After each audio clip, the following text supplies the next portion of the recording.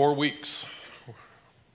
We're going to move fast through a lot of material. First one is about what is money. We'll look at the history, God's intended purpose, some warnings in the Bible. Week 2, we're going to look at wisdom versus foolishness. I have a book in my library called You're Broke Because You Want to Be.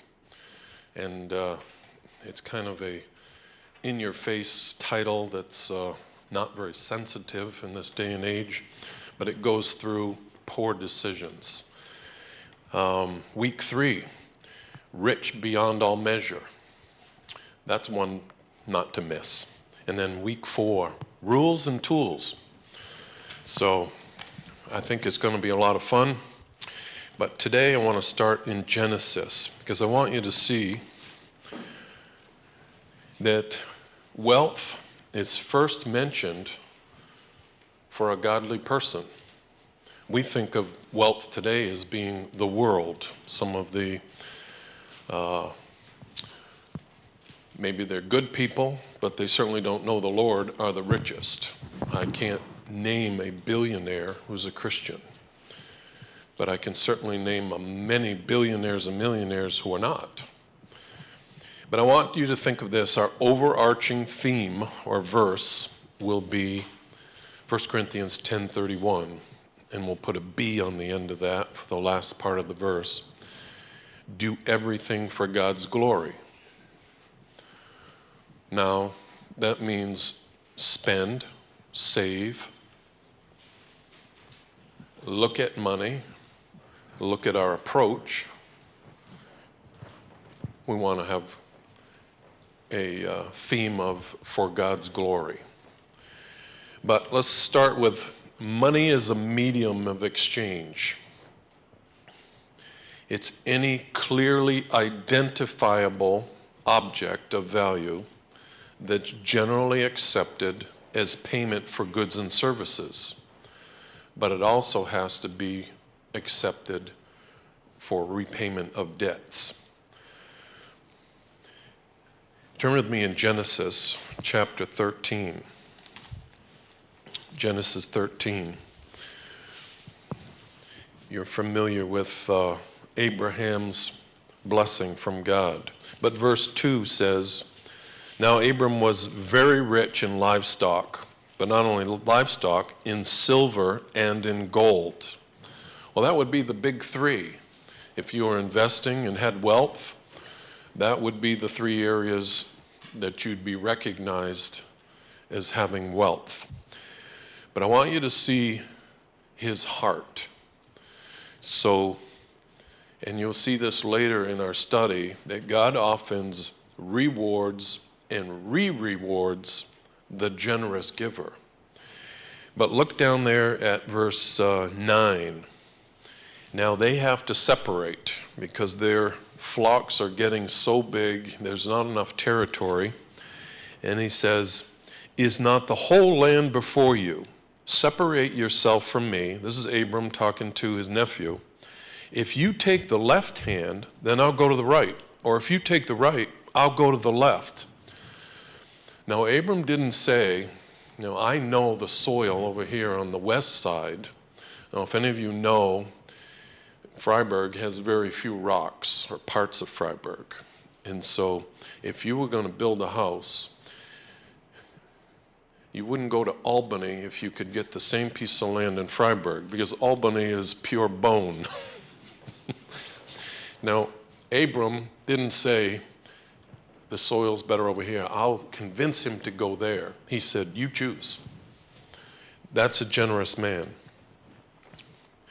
Keep turning over a few pages to chapter 20.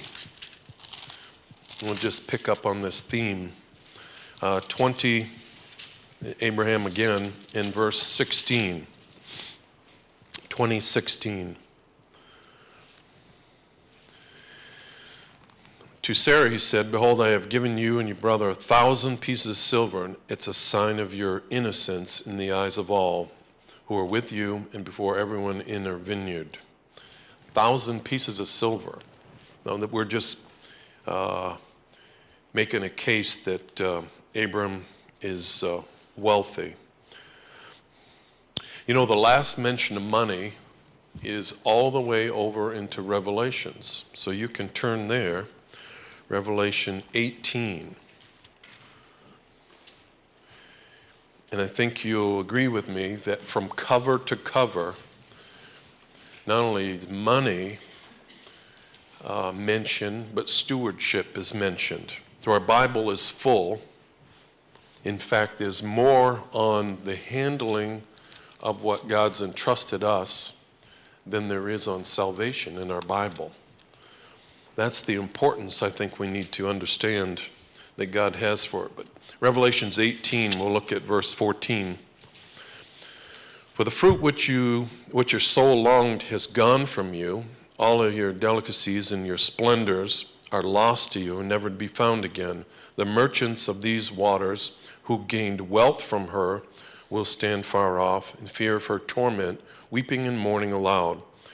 Alas, alas, for the great city that was clothed in fine linen and purple scarlet, adorned with gold, with jewels and with pearls.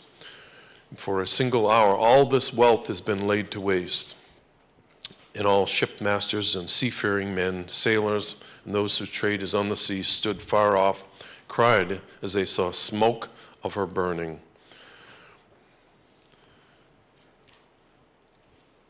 And they threw dust on their heads, and they wept and mourned, crying out, Alas, alas, for the great city where all who had ships at sea grew rich by her wealth, for in a single hour she had been laid waste.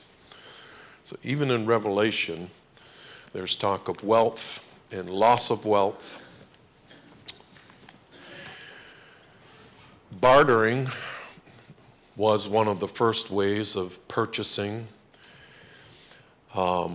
It would be very common for someone who raised livestock to trade a goat for grain or a goat for something else. Now today, you wouldn't go and say, I need a new pickup truck, therefore I'll bring 20 or 30 goats or whatever.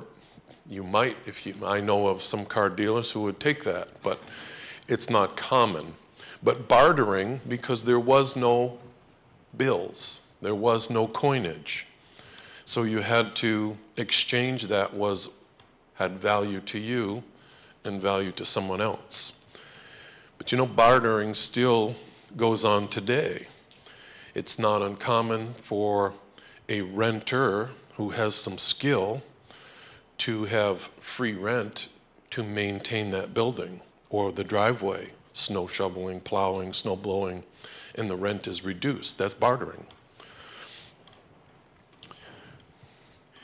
Money was first recognized in about 630 BC. That's a long time ago. Little balls, they almost look like little chocolate Easter eggs.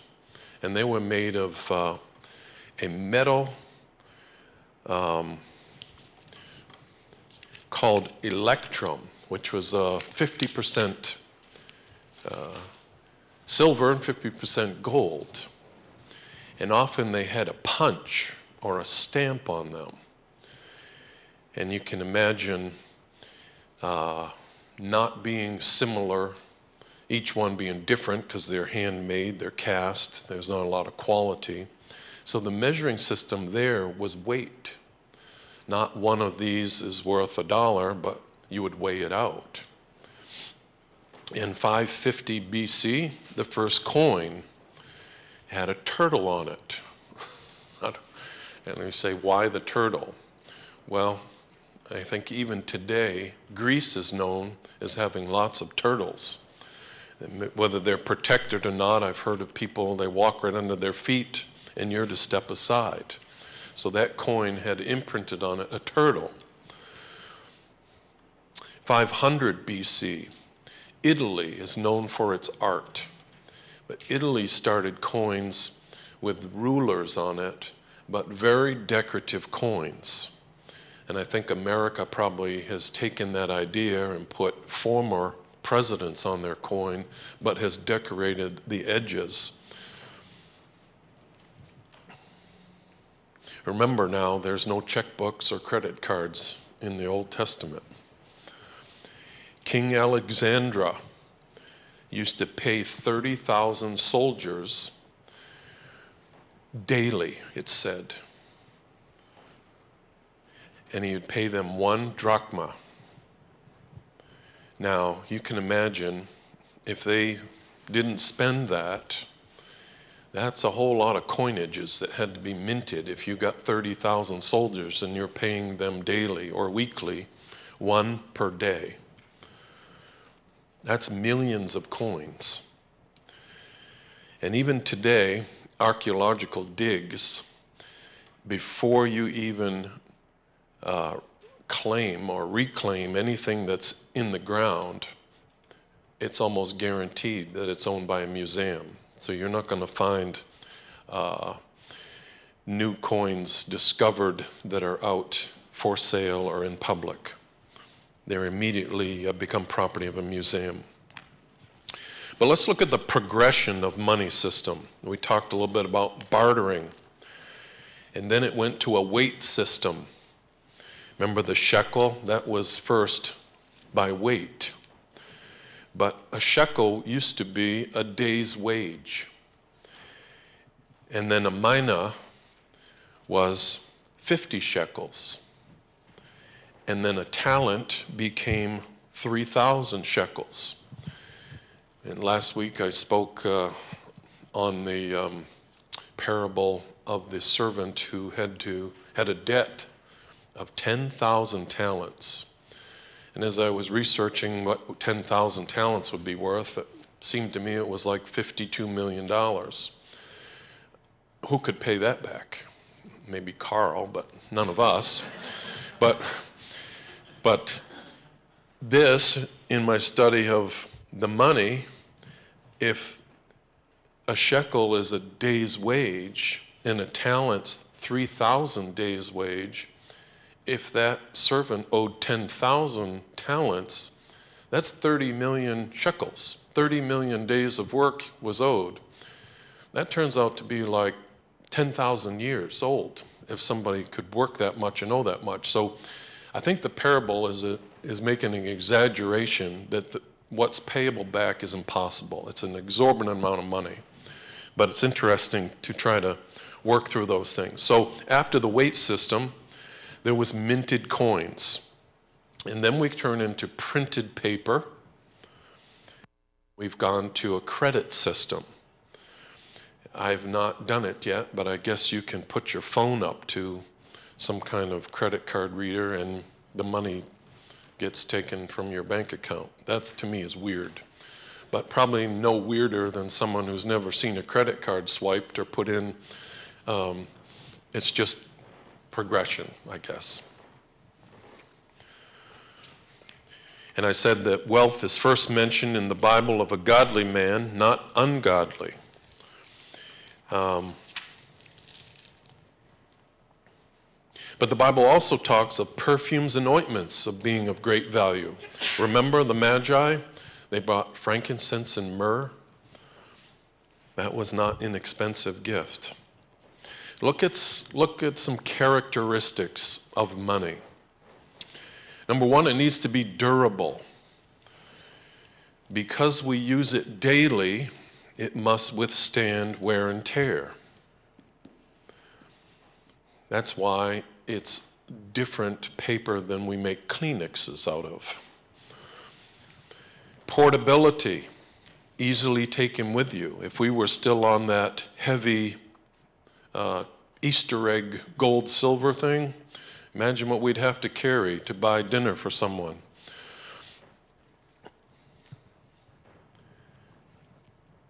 Divisible.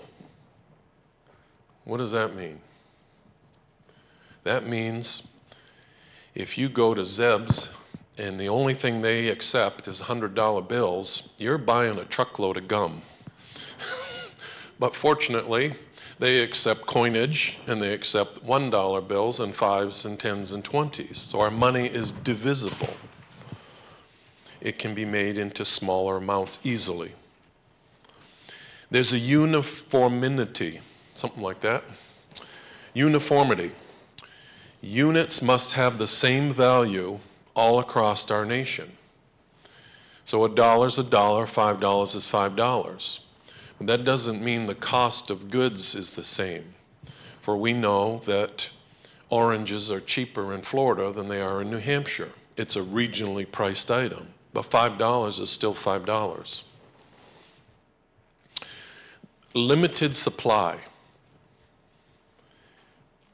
Anything that is unlimited supply doesn't have value. Now, if you were in Africa, you might be able to take a gallon of spring water and sell it for 50 goats.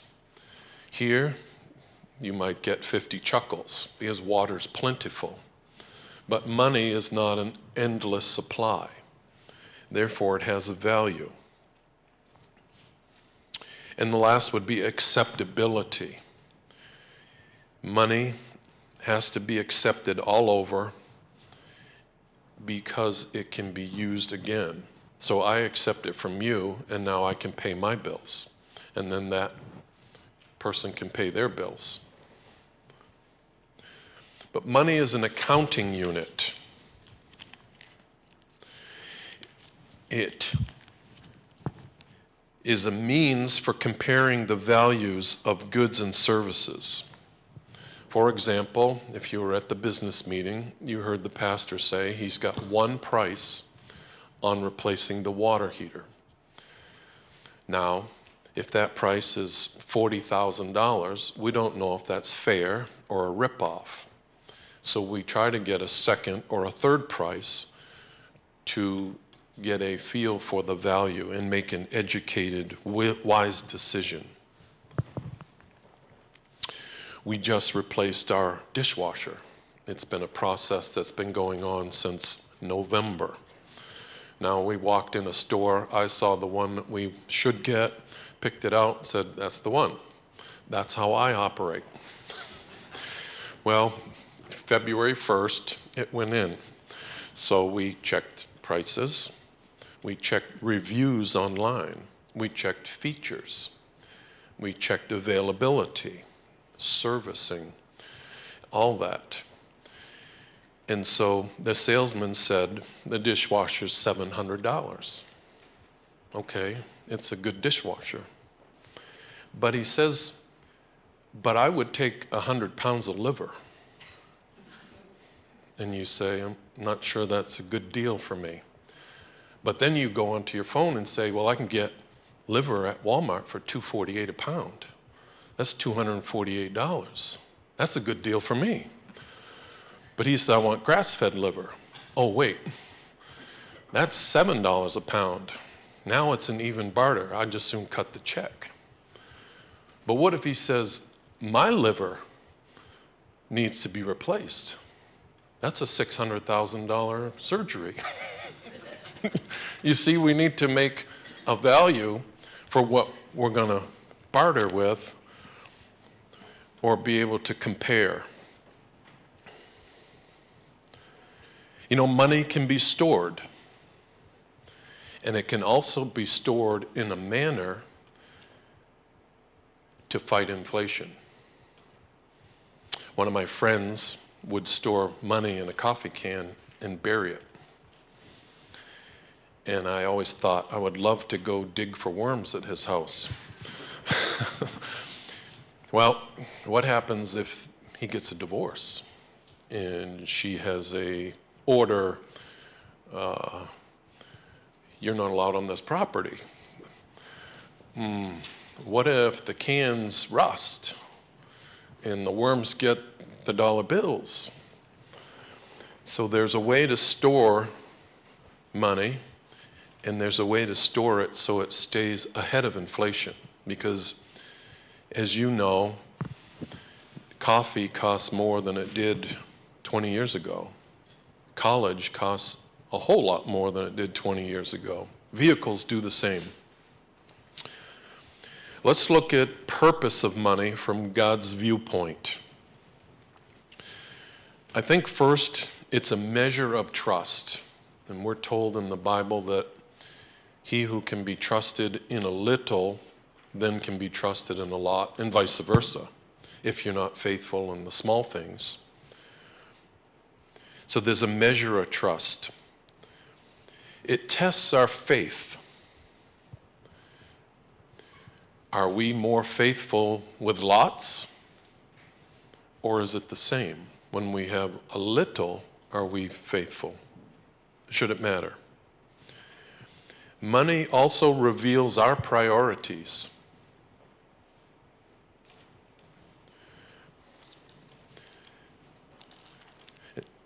And we'll look at Luke chapter 16.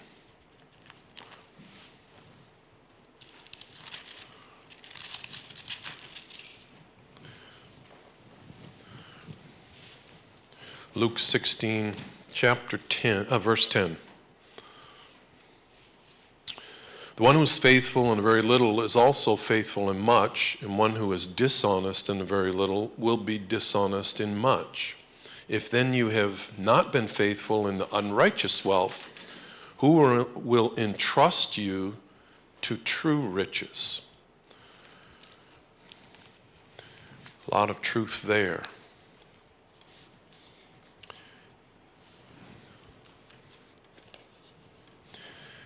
Warnings. Are there warnings in the Bible? Tons.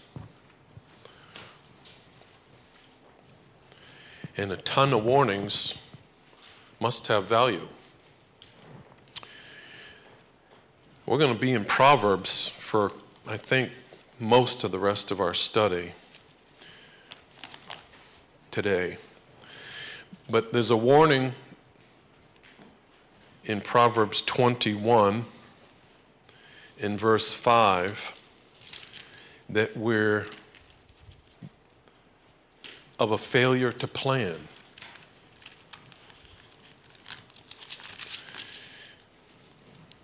The plans of the diligent lead surely to abundance, but everyone who is hasty comes only to poverty. So, plan. What do we mean by plan? We must have a goal. We must have a budget. And we must have accountability. The second warning is a failure to follow the plan. Proverbs 13 and verse 18.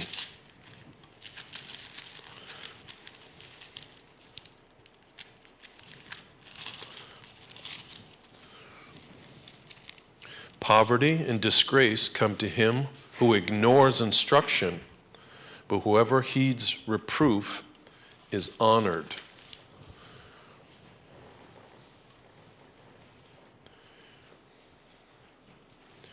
Much like a windy mountain road, better have a guardrail, because if you doze off, it's not pretty. So follow the plan, have a plan. Number 3 would be there's a seriousness about debt. I've had friends try to talk me into getting boats and four-wheelers and motorcycles and snow machines and campers and RVs and even land and vacation homes because they wanted to do it too. Well, the blind leading the blind, the fool leading the fool, call it whatever you want. Their decision, I don't have to answer to God for. My decision, I do. But Proverbs 22, verse 7, the rich rules over the poor, and the borrower is slave to the lender. Now we're going to see later, probably in week 2, that debt is a tool, much like a calculator or a chainsaw or a paintbrush. It's to be used wisely. Unfortunately, there's very few warning signs with debt. There's an 800 number on the back of the credit card saying if you want more, call here. But unlike these other tools that have dangers of sharp, gets hot, moving parts. We just have to be careful, and we have to have a seriousness about debt. And you may make plenty of money to pay that debt back, but we don't know about tomorrow. We've experienced in our own church layoffs. And what if you got lots of debt and that position's been eliminated? Number 4 is to spend carefully. Proverbs 15.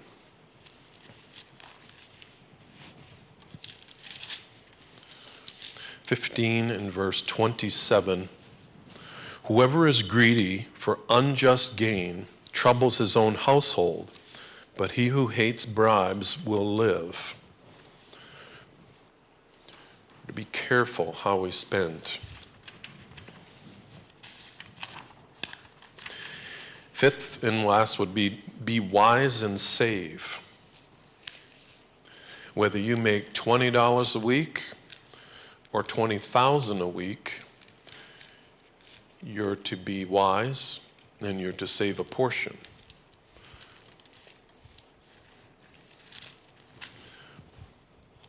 Chapter 21:20 says, unequal weights are an abomination.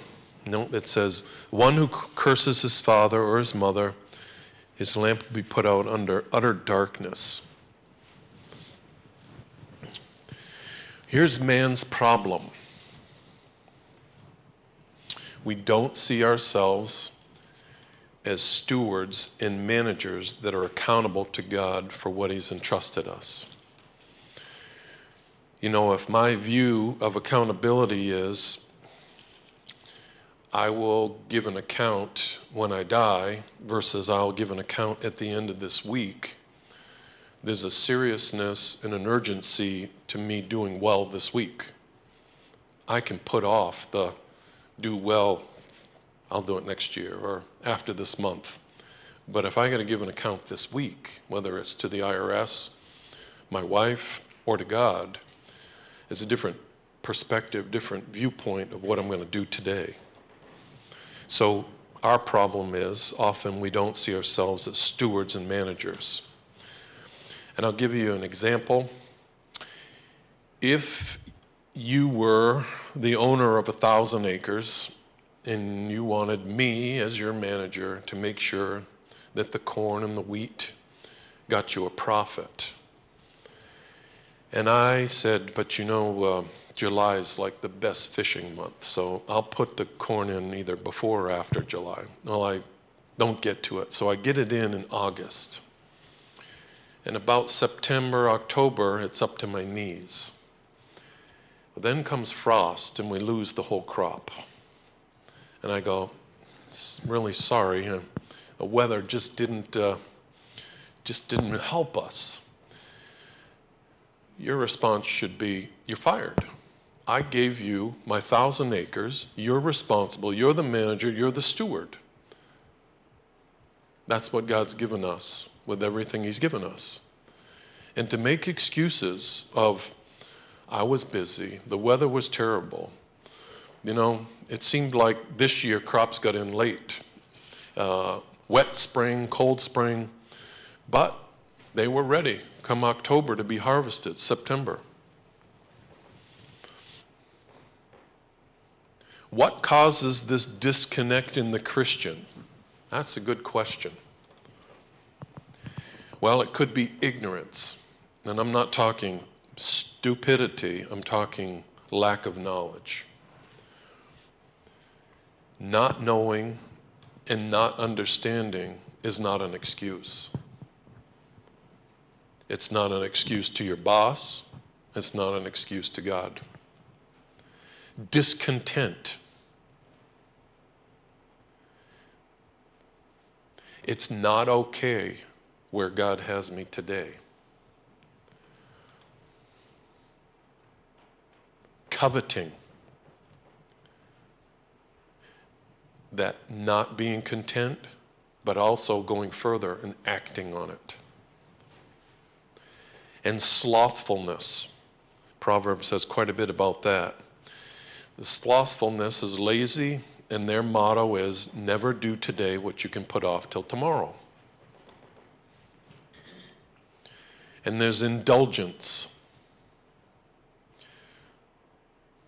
It's an over-purchasing in order to please our discontentment. And then there's greed. And greed is, I would call it, how I would see it would be seeing that there's only one pizza. I have to get my piece, but not only that, the biggest piece. You ever examine a pizza and sometimes one of the pieces is just obviously bigger than all the others? I mean, they cut those so fast, there's no way for them to get it perfect, right? So you always eyeball which one and spin the box so it's, that's greed. How about this? God has made unlimited pizzas. I will help you get your piece, and then I'll get mine after.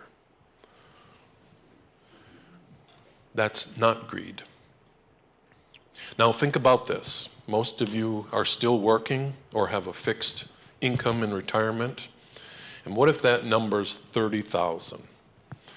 And tomorrow morning, because of the wonderful Trump tax plan, your boss came to you and said, put a 1 in front of that salary or that check. It's going to be 130,000. Isn't America great? Isn't this president good to you? Okay, so our salary just went up 100,000. What would change? The answer should be nothing. I still give God of my first fruits. I still provide for my family. I still submit and pay my taxes. I still build my savings. I am still generous. And I am still avoiding debt. But often we go, oh, I have X more dollars in my paycheck. I'm going to. The answer should be, nothing should change. My heart isn't moved maybe more towards pleasing the Lord, but I should still be the same. I want to look at 1 Timothy chapter 6 quickly. 1 Timothy 6.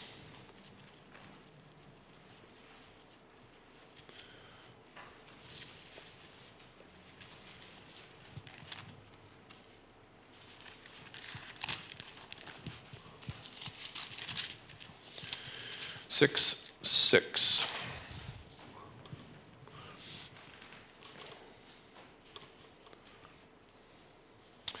Now there's great gain in godliness with contentment, for we brought nothing into the world, and we cannot take anything out of the world. But if we have food and clothing, with these we will be content. But those who desire to be rich fall into temptation, into a snare, into many senseless and harmful desires that plunge people into ruin and destruction. For the love of money is a root of all kinds of evils. It's as though this craving that some have wandered away from the faith and pierced themselves with many pangs. Back to Proverbs, we're going to look at a 1 Timothy 6 perspective of wealth through the book of Proverbs. That's a tongue twister. But in Proverbs chapter 11, in verse 24,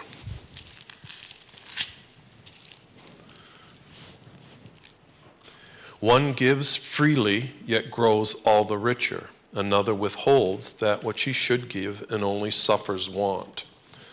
So our point there is generosity often leads to having more.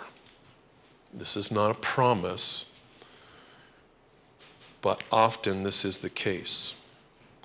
The very next verse, Whoever brings blessing, he will be enriched, and the one who waters himself will be watered. Generosity often leads to spiritual refreshment.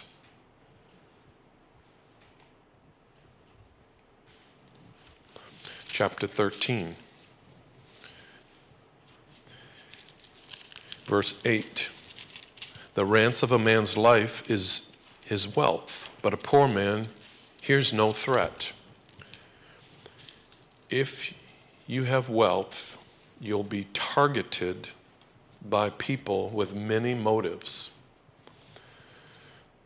Ever read about someone who's won the megabucks or the lottery? Their phone rings off the hook and people visit them, not only family, relatives, but every charity wants a piece. And any friend who ever shared lunch in grammar school now shows up saying, "Remember me? I was your best friend in kindergarten."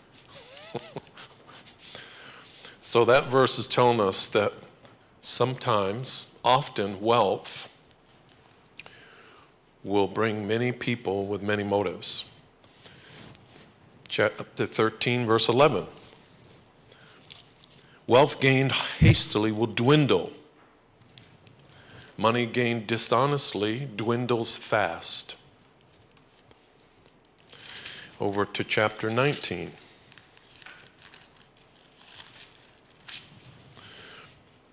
Verse 4. Wealth brings many new friends, but a poor man is deserted by his friend.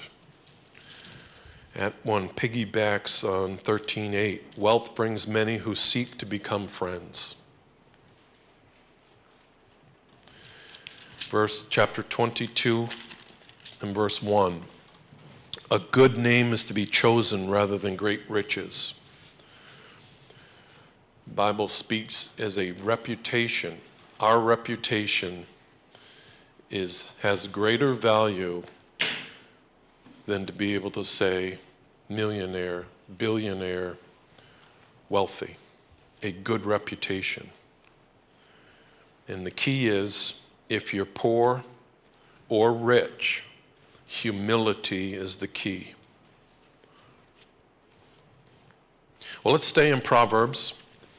We'll see quickly God's design of money. Proverbs chapter 3, in verse 9.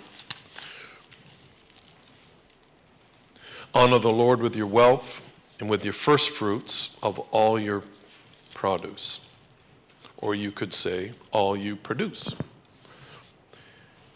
Give to God first. Number 2, wisdom is more valuable than wealth. Let's just run a scenario. You inherit $100,000 at age 18. You say, I'm loaded. I don't need college. I don't need my parents. I don't need anything. I got it made. By 25, the money's gone, and you're struggling to figure life out. Someone else goes to college, goes into the military, gets training, gets discipline, has no money, has a little savings. That wisdom will last a lifetime. And the wise continue to long to get wiser. Rich continue to get richer, or long to. The Bible tells us wisdom's more valuable than wealth. In chapter 8, verse 20, wisdom yields better fruit than having money.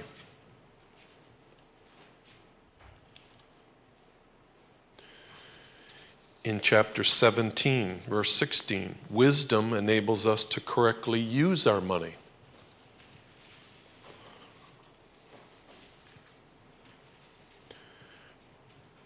Chapter 23, verse 4, wisdom allows us to have restraint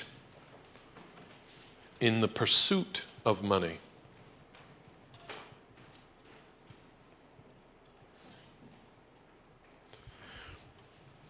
chapter 15, verse 6. Righteous people can have wealth with no baggage.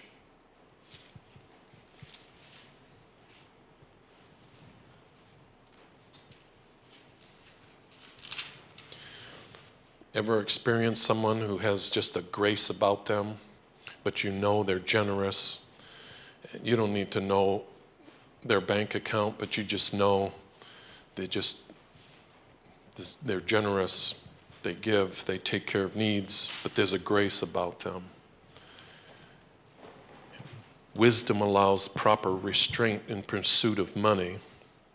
Righteous people can have wealth with no baggage. There's no guilt. There's no debt. Number 7, poor and blameless is better than rich and unrighteous. 28, verse 6.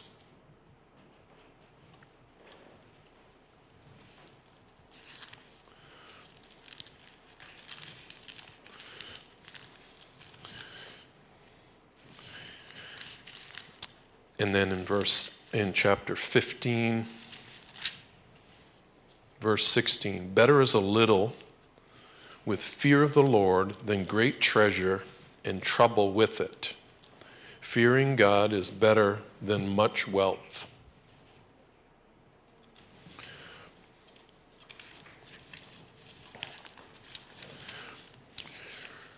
Remember, we're to live like we would give an account soon.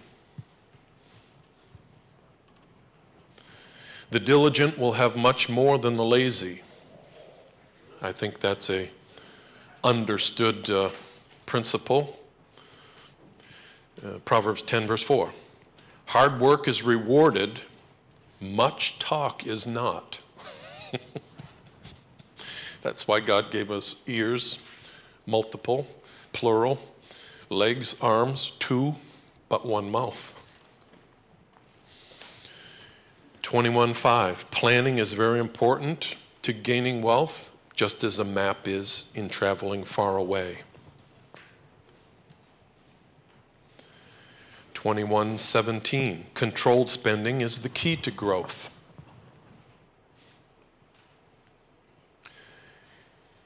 You know what we call the uncontrolled spender? He finishes last. And what is someone who finishes last? A loser.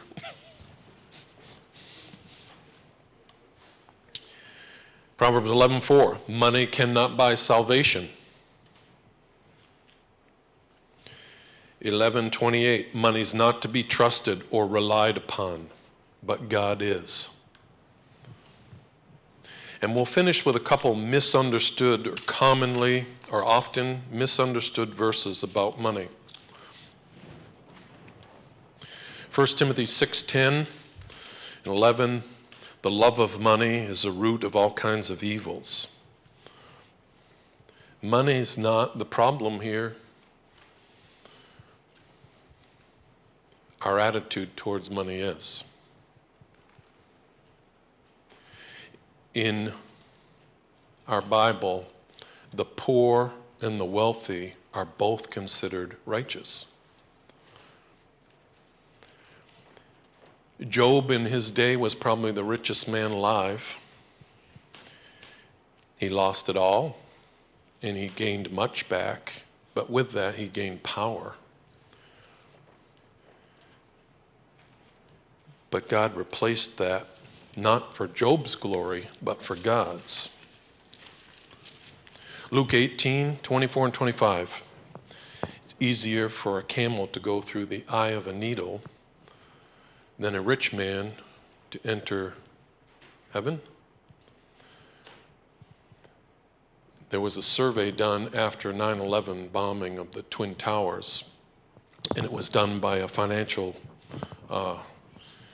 house. The clients had to have $5 million in investable assets to take this survey. Therefore, they had a lot more than $5 million of net wealth because they had $5 million in investable assets. How much would you give, was the question, to guarantee a spot in heaven? And you'll be surprised, the answer came back, $100,000. was the answer they would pay to guarantee a spot in heaven for someone who had to be worth 10 million.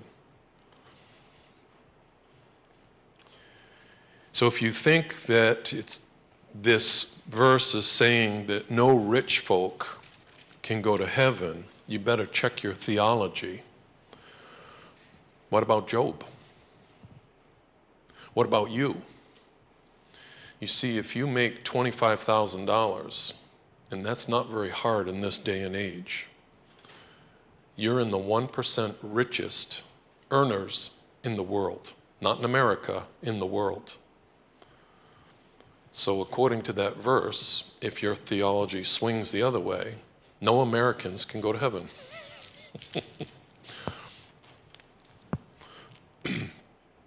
We're all disqualified. But God says His grace is sufficient. Live like we'll give an account tomorrow.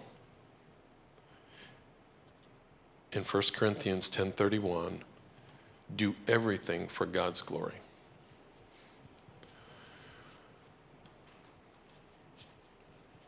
Next week we get to look at foolishness and wisdom in action, and